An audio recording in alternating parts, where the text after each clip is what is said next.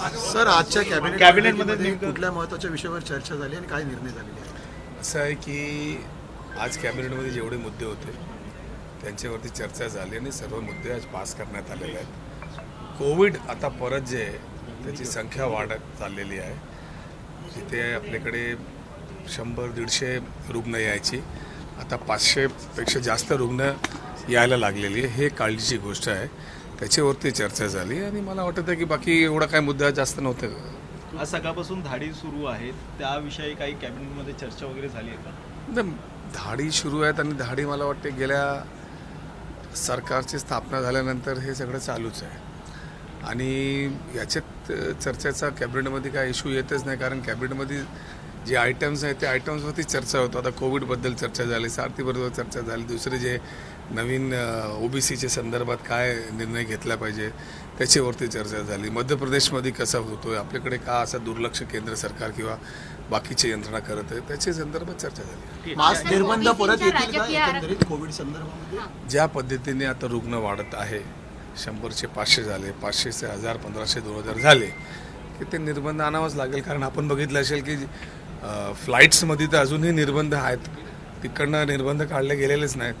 तर मला असं वाटतं की अशी संख्या जर वाढली, लोकांनी काळजी नाही घेतली तर परत हा निर्बंध येण्याची शक्यता नाकारता येणार. सारथीला जमीन देण्याचा निर्णय संदर्भात काय अंतिम निर्णय झालेला आहे का? कारण मराठा समाजाचा रोष होता मोठ्या प्रमाणामध्ये, छत्रपतींनी त्यासाठीच उपोषण केलेलं होतं. ती मागणी मान्य झालेली आहे का? नाही, जे जे समाजासाठी आवश्यकता आहे सकारात्मक आहे आणि एज्युकेशनच्या संदर्भात असेल किंवा जे काय मुद्दे समोर येत आहेत त्याच्यावरती सरकार सकारात्मक विचार करून ते मुद्दे पाळतात. ओबीसीचा आरक्षणासंदर्भात चर्चा झाली असं तुम्ही म्हणताय.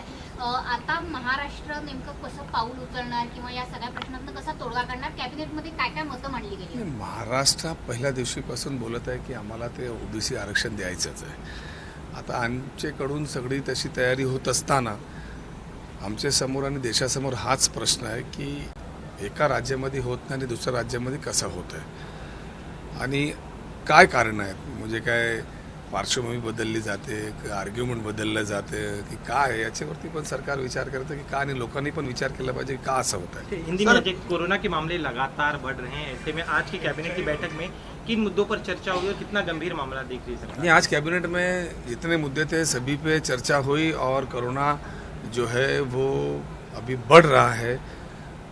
ज़्यादातर जो है मुंबई शहर से शुरू हुआ था पिछली बार भी, इस बार भी मुंबई शहर से बढ़ रहा है. मुंबई शहर नहीं तो देश के और राज्यों में भी बढ़ रहा है.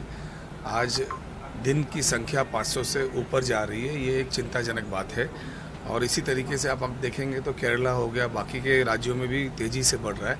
तो आने वाले दिनों में वापस जो है पूरे देश भर में मास्क आ सकता है, ऐसा अनुमान लगाया जा सकता है. रिस्ट्रिक्शंस को लेकर भी चर्चा हुई है, जरूरत पड़ी तो उसके लिए सरकार तैयार है. अगर सरकार ने तो तैयारी अपनी पूरी रखी हुई है. खास करके मुंबई शहर और जितने MMR रीजन है, जितने कोविड सेंटर्स हमने शुरू किए थे, जितना हमने जो फोर्सेस डॉक्टर्स के, नर्सिस के हमने जो डेटाज और जो लोगों को हमने तैनात रखा था वो सारे इंटैक्ट रखे हुए हैं. और अचानक आने की वजह से जो जो समस्याएं सरकार के सामने आई थी, दुनिया के सामने आई थी, उसको सारी चीज़ें ध्यान में रखी गई है. लेकिन मुझे नहीं लगता कि वैसी परिस्थितियाँ वापस आएगी क्योंकि तैयारियां पूरी अपनी जगह पे अभी भी हैं.